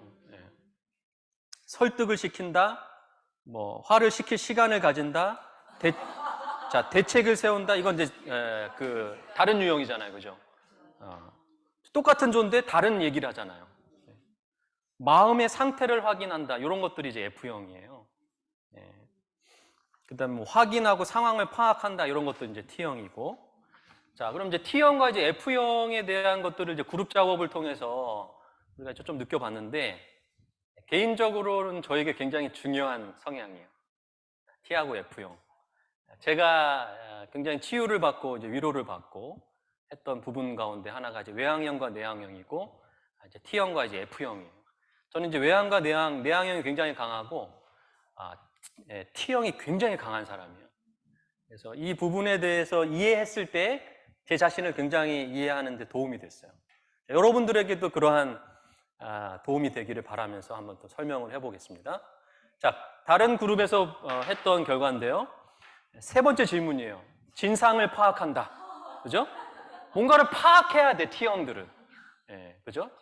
일단 응징, 죽기 전까지 뭐 이런 얘기예요. 결정, 나태를 결정할 것이냐, 결혼할 것이냐, 합의, 해결 이런 얘기들이 공통적으로 나와요, T형이. 근데 F형 보세요. 누구와 교제하여 임신했는지 확인한다. 그죠? 좋은 감정이었는지 안 좋은 상황이었는지 물어본다. 전혀 다른 대답이 나요. 자, 다른 조. 조치 1, 낙태. 찬성, 반대. 이게 T형이에요. T형들끼리 모이면 이러고 앉아있어. 찬성, 반대. 조치 2, 임신. 강간했냐, 화가 냈냐. 강간은 법적으로 처벌하고, 화가는 결혼시키고, 끝! 이게 그 T형이에요. 근데 F형 보세요. 아가의 아버지를 우선 찾고 본다. 찬성이 8명이었어요. 그죠? 여동생이 좌절하지 않도록 도와준다. 만장일치. 이 사람들 서로 통해. 이야기하면. 아이를 낳는다, 뭐 사랑하면 결혼시킨다. 여동생의 의사를 중요시한다. 이러한 이야기들. 서로 다르게 살아가요. 자, 이것이 바로 T형과 F형. thinking, 사고형, 이성형, 그리고 감정, feeling. 자, feeling은요, 여러분 오해하시는 게 감정적인 사람은 아니에요. 감정적인 거하고는 달라요. 느낌이 더 맞아요. 감정보다는. 저는 느낌형이라고 말하는 것이 더 맞다고 봐요. 감정형이라고 하면 감정적인 사람이라고 오해하는데 그게 아니에요. 느낌을 중요하게 생각하는 사람. 이성보다는 느낌을 중요하게. 이 기준이 중요한데 사람들은 어떠한 결정을 하고 선택을 할 때 이성적으로 결정하는 사람들을 사고형이라고 하고 어떤 판단을 할 때 느낌으로 판단하는 사람. 그런 사람들을 feeling, F형이라고 합니다. 굉장히 큰 차이를 가지고 살아갑니다. 자, 사고형들 논리적이죠. 분석을 잘합니다. 근데 이 느낌형들은요, 상징적인 것, 포괄적인 것. 그래서 이 느낌형들과 직관형을 여러분들이 좀 구분하셔야 돼요. 비슷한 부분들이 있어요. 그렇기 때문에 이 느낌형, 감정형은 논리적이지 않고 상징적인 것, 느낌을 더 좋아한다. 이렇게 이해하시면 되고요. 객관적인 사람들이 사고형이고 주관적인 사람들이 감정형, F형이다. 머리로 이해되어야 행동합니다. 그게 T형들이에요. 근데 F형들은 가슴으로 느껴져야, 느낌형이에요. 느껴져야 행동해요. 그런 차이죠. 진실을 추구할 때도 객관적인 진실을 추구하는 것이 T형들이고 공동의 조화를 추구하는 것이 F형입니다. 다르게 살아갑니다. 자, T형들은 생각을 말하고요. F형들은 느낌을 말합니다. 그래서 느낌형. 사고형들은 원리와 원칙이 굉장히 중요해요. F형들은 의미와 영향을 중요하게 생각합니다. 자, 그럼 내가 사고형인지 F형인지를 이제 탐색을 해봐야 돼요. 자, 마찬가지로 제가 극단적인 사고형이 강하고 감정형이 강한 사람들을 설명할 테니까 여러분들은 어느 정도의 위치에 있는지를 살펴보세요. 자, 맛집을 찾으려고 했을 때, 그죠? 사고형과 감정형은 차이가 있습니다. 맛집을 찾을 때 사고형들은 뭘 볼까요? 간판을 보거나, 그죠? 방송에 나왔거나, 그죠? 그러한 지금 이 사고형과 그 감각형과 직관형, 감각형을 좀 여러분들이 비슷한 부분들이 있기 때문에 구분을 잘 하셔야 돼요. 선택을 할 때, 맛집을 선택할 때 이성적인 것을 보고 선택하는 거예요. 사고형들은. 근데 감정형들은 어떻게 선택해요? 평이 괜찮다라고 하는 것은 사고형의 생각과 가까워요. 사고형 성향과 가깝건데 이 감정형이 강한 사람들은 맞아요. 내가 누구와 같이 밥을 먹는 게 중요합니다. 어느 식당에 가든지 내가 좋은 사람이랑 밥을 먹으면 그 집은 맛집이에요. 그 감정형이 강한 사람들의 특징이에요. 내가 누구와 같이 밥을 먹느냐. 그래서 이 느낌형들의 다른 표현을 뭐라고 하냐면 관계지향적이다라고. 느낌형들은 관계지향적이에요. 관계를 굉장히 중요하게 생각해요. 사고형들은 분석을 잘하죠. 그래서 이 학교 다닐 때 사고형들은 강의를 잘하는 선생님, 못하는 선생님 구분이 돼 있어요. 자연스럽게 그렇게 돼요. 누가 시키지 않아도 저분은 강의를 잘해, 못해 이렇게 딱 구분이 돼요. 근데 감정형들은 어때요? 내가 좋아하는 선생님은 강의를 잘하는 거야. 근데 이게 문제는 교회에서도 사고형의 집사님들은 설교를 들어도 분석을 해요. 자연스럽게. 저 목사님은 설교를 잘해, 못해. 이게 그 신앙적인 것을 떠나서 자연스럽게 그렇게 돼요. 그 목사님들을 이렇게 분류를 한단 말이죠. 그게 나쁜 게 아닌데 자연스럽게 되는 거잖아요. 근데 감정형들은 나한테 잘해주고 좋아하는 목사님이면 설교 잘하는 거야.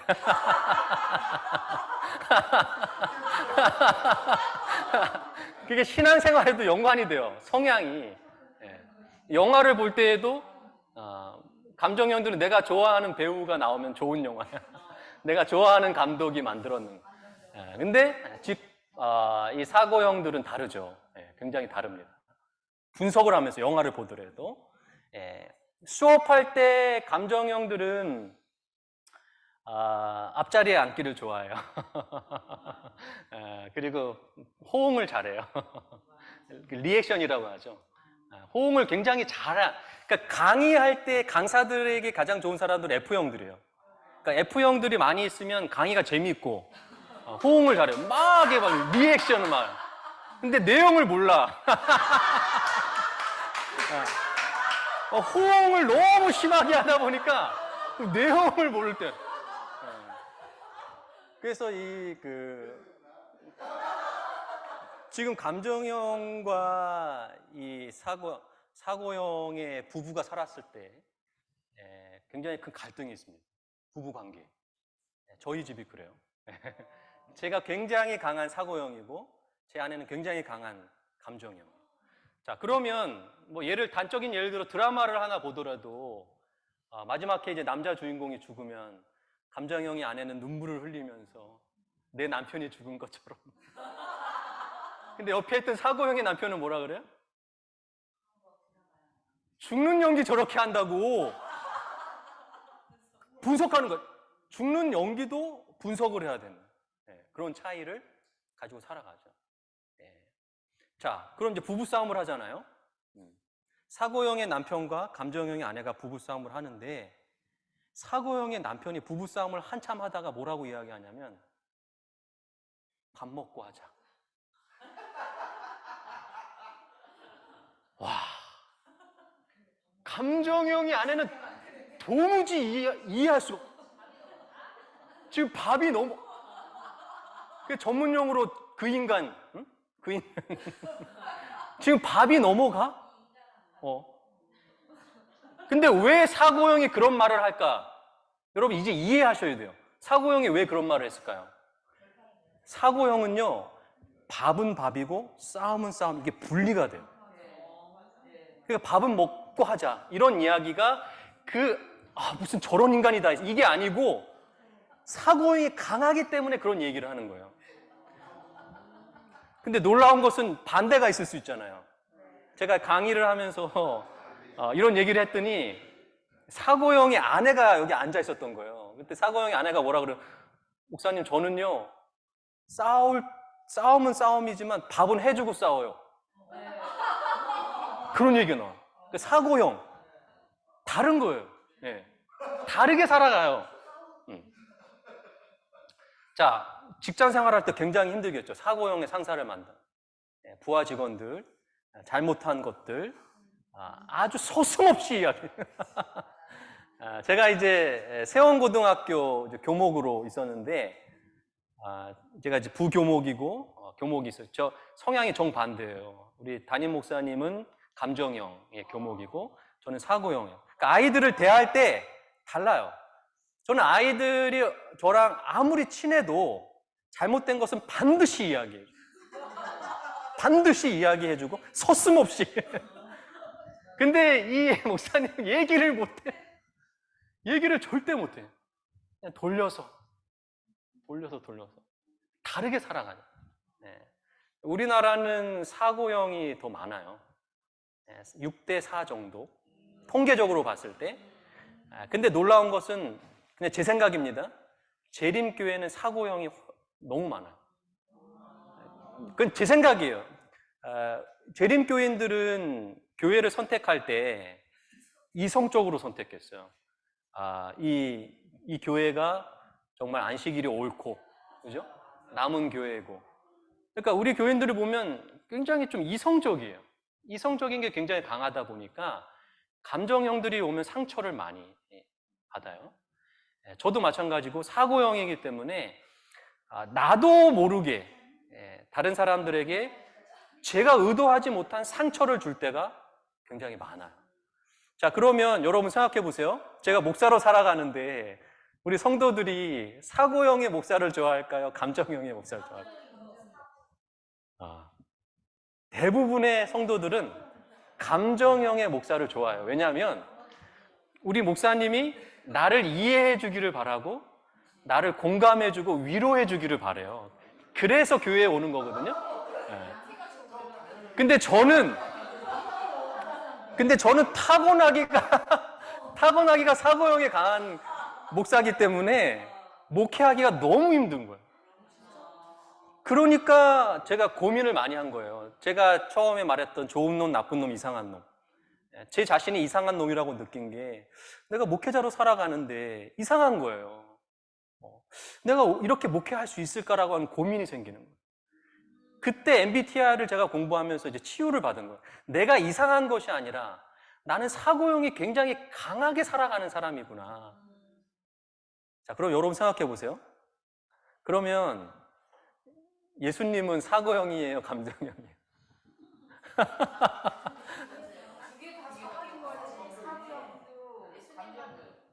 근데 성경에서 보여지는 예수님의 모습은 감정형의 모습이 굉장히 많아요. 훨씬 많아요. 근데 구약 성경의 하나님의 모습은 반대로 사고형의 모습이 굉장히 많아요. 그렇기 때문에 우리가 성향을 이해하면 성경을 이해할 때도 굉장히 도움이 돼요. 그냥 제 생각이에요. 제 생각인데 하나님은 두 가지를 완벽하게 가지고 계세요. 그래서 하나님은 우리가 이제 성경에서 하나님이 하나님의 형상으로 사람을 만들었을 때 남자와 여자를 만들었다 이렇게 나오거든요. 남자와 여자를 만들었다는 것은 제가 이해했을 때는 하나님은 남자의 성향과 여자의 성향을 다 가지고 있다라고 생각하는 거예요. 그러니까 아버지의 사랑과 어머니의 사랑을 두 개 다 가지고 있어요. 근데 구약 성경은 의도적으로 아버지의 사랑이 많이 기록되어 있어요. 그냥 이스라엘 백성들을 구원해야 되고 그 역사의 기록에 의하여 강한 하나님의 사랑을 많이 기록해놨어요. 이성적으로 사람들이 판단하고 이러한 부분들이 많아요. 그러나 신약 성경에서는 반면에 이 감정형의 이 어머니의 사랑을 대표하는 모든 여자와 모든 남자가 그렇지는 않지만 대표적인 남자와 여자의 특성을 가지고 있는 그 두 가지 사고형과 감정형의 특성을 많이 가지고 있기 때문에 하나님은 그것이 유일하게 두 가지를 다 가지고 있는 분이 바로 하나님이다, 예수님이다 라고 이제 저는 그렇게 생각합니다. 그러므로 우리가 예수님을 닮는다는 것은 감정형이 된다는 게 절대 아니에요. 우리가 오해하는 것이 감정형들이 사람들이 많이 좋아해요. 사람들에게 관계 지향적이니까 당연히 사람들이 좋아하죠. 그러니까 감정형이 좋은 것처럼 생각되지만 그렇지 않아요. 이성형을 가진 사람들도 좋은 사람이에요. 다른 방향으로 좋은 사람이에요. 방향이 다른 것뿐이지 좋고 나쁨은 성향으로 결정되는 게 아니다. 그것을 이해를 하셔야 됩니다. 자, 우리 머리를 식히면서 이 영상의 주인공은 어떤 유형인지 한번 생각해 보겠습니다. At the river mouth, the bears catch only the tastiest, most tender salmon, which is exactly what we at John West want.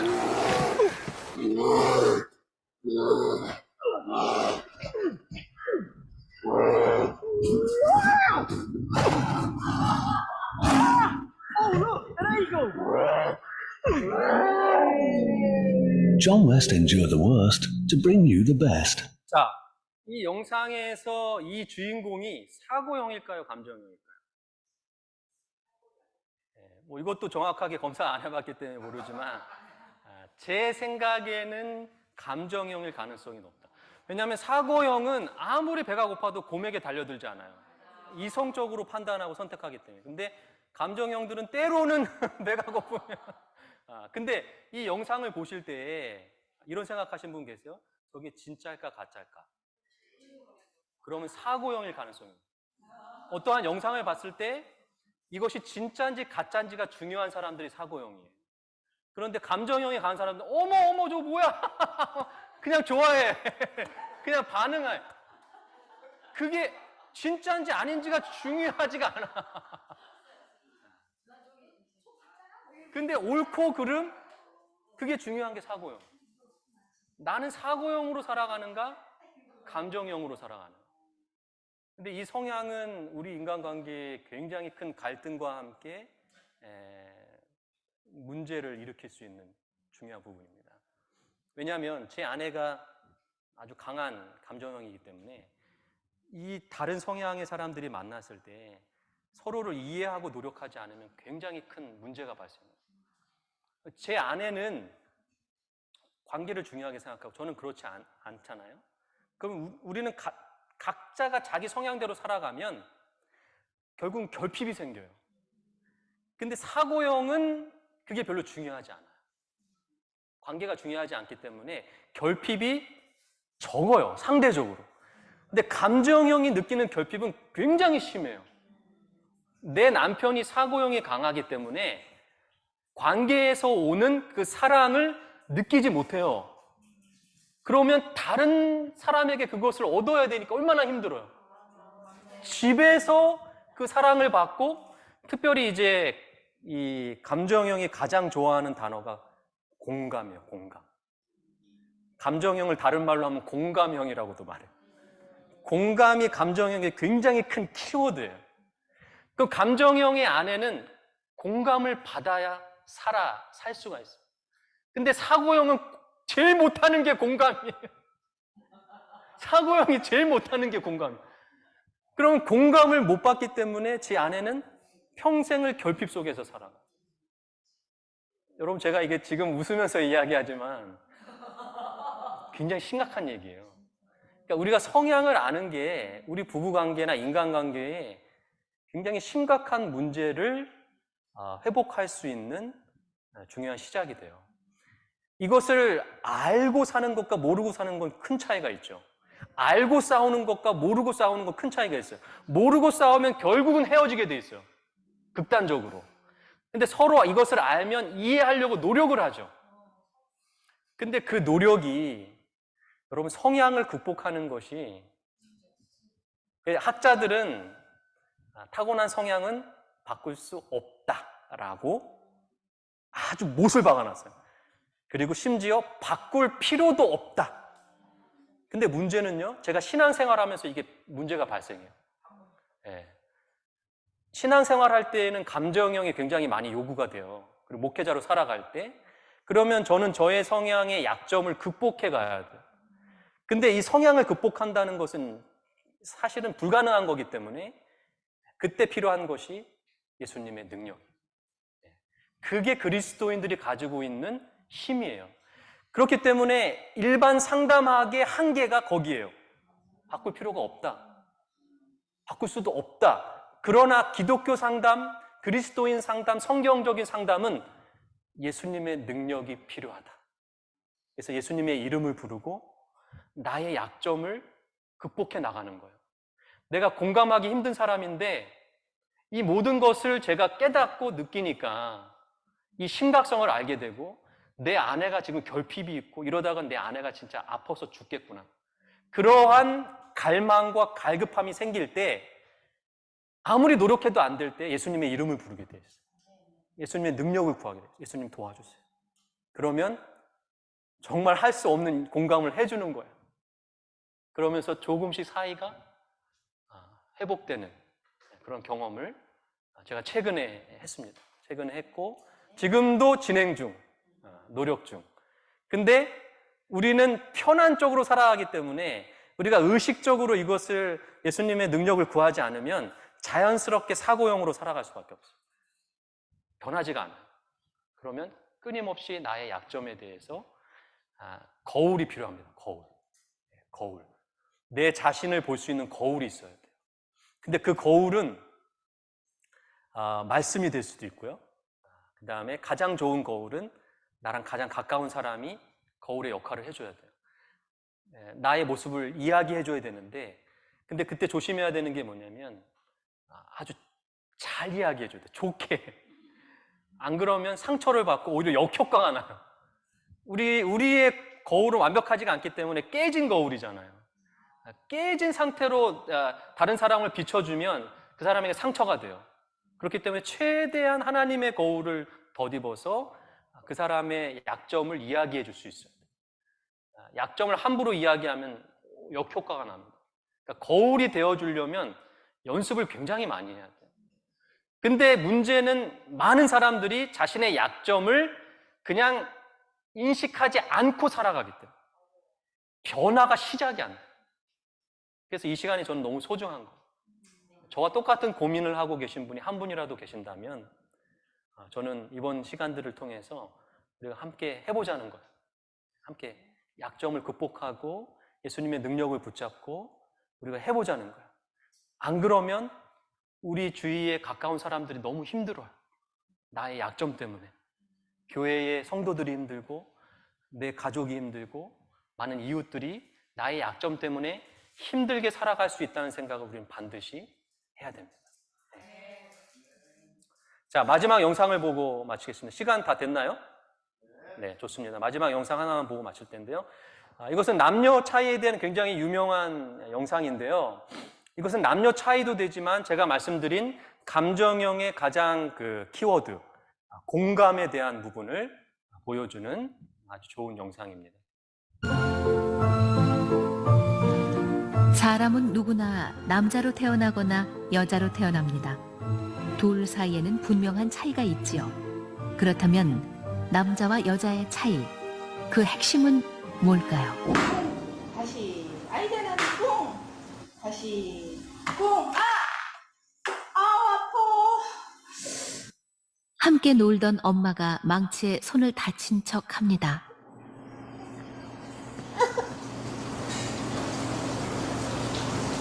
엄마 아픈.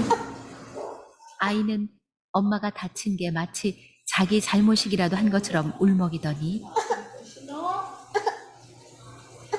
급기야 울음을 터뜨리고 맙니다.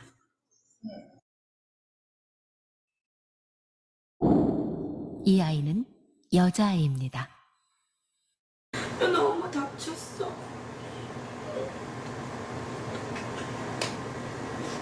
또 다른 여자아이를 볼까요?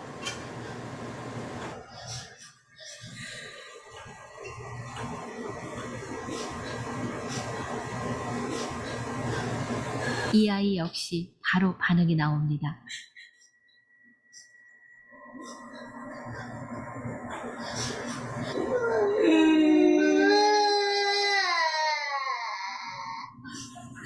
여자아이들은 보통 상대방이 다쳤다면 그 아픔에 공감을 합니다.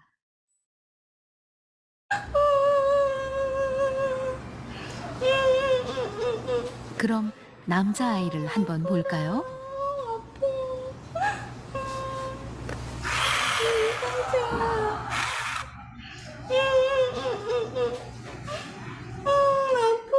피가 난다고 하는데도 반응이 없습니다.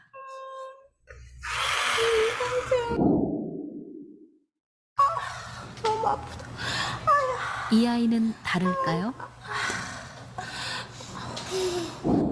저런 아이의 웃기까지 하네요.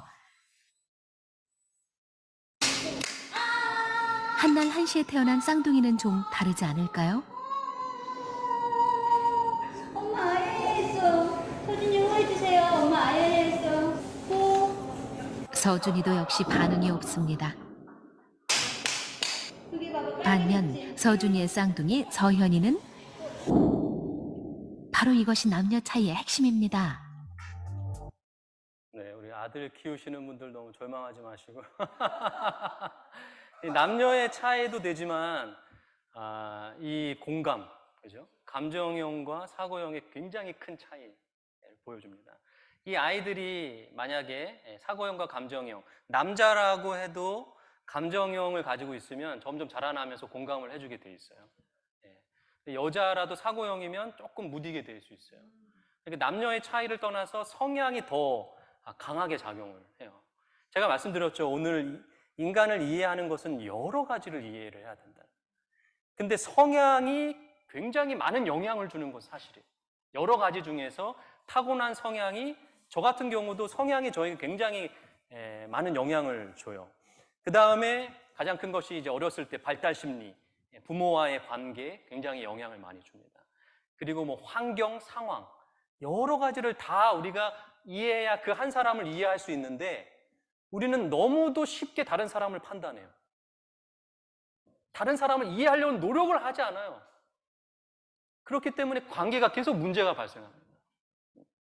사고형으로 살아가는 목사가 얼마나 힘든지 우리 성도들도 이해할 수 있어야 되고, 그 다음에 저도 성도들을 위해서 저의 약점을 극복하고 더 따뜻하게 감정형의 강점들을 사용할 수 있도록 노력해 나가는 것, 이것이 그리스도인들의 삶의 모습이 아닌가 생각을 해봅니다.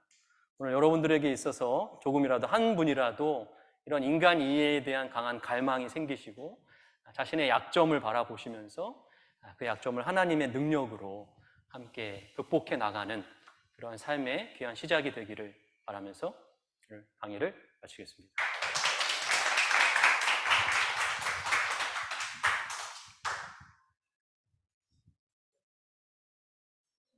저는 사고형인 것 같습니다. 완벽한 감정형의 아내를 만나서 매일 치고받고 싸웁니다. 오늘 아내가 안 온 게 너무 안타깝네요. 제가 녹음을 했습니다. 꼭 들려줘야 될 것 같습니다. 우리 목사님 너무 감사하고요. 다음 강의가 더 기대가 되는 것 같아요. 그죠? 예. 그렇지만 또 바로 들으면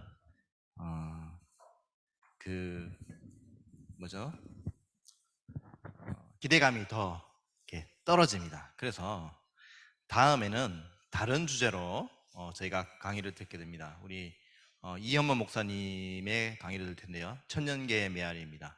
진화론이 지배하는 세상에서 창조론의 의미는 무엇인가?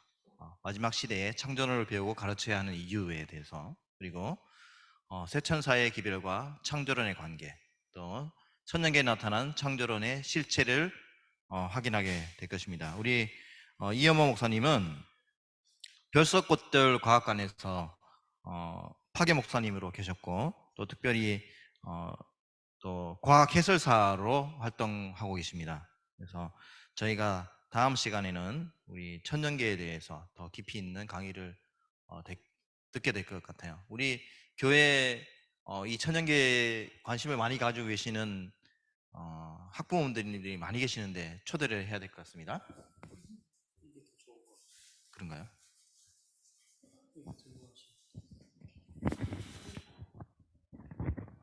다 끝났는데. 자, 지금 이 시간에 잠깐 휴식을 가지고요. 5분간 휴식 후에 독서 나눔을 하도록 하겠습니다.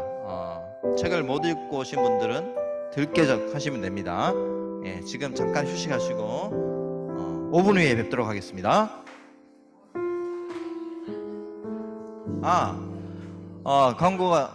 광고가 있습니다. 네, 그 화면에 본인의 이름을 적지 않고 다른 분의 이름으로 들어와 계신 분들은 지금 이름을 좀 바꿔주시면 감사하겠습니다. 예, 출석 체크가 안 됩니다. 그리고 상대방의 이름을 잘 모르시는 분들하고 조별 활동을 하게 될 텐데요. 이름이 틀리면은 좀 문제가 있으니까 이름을 꼭 바꿔주시면 감사하겠습니다.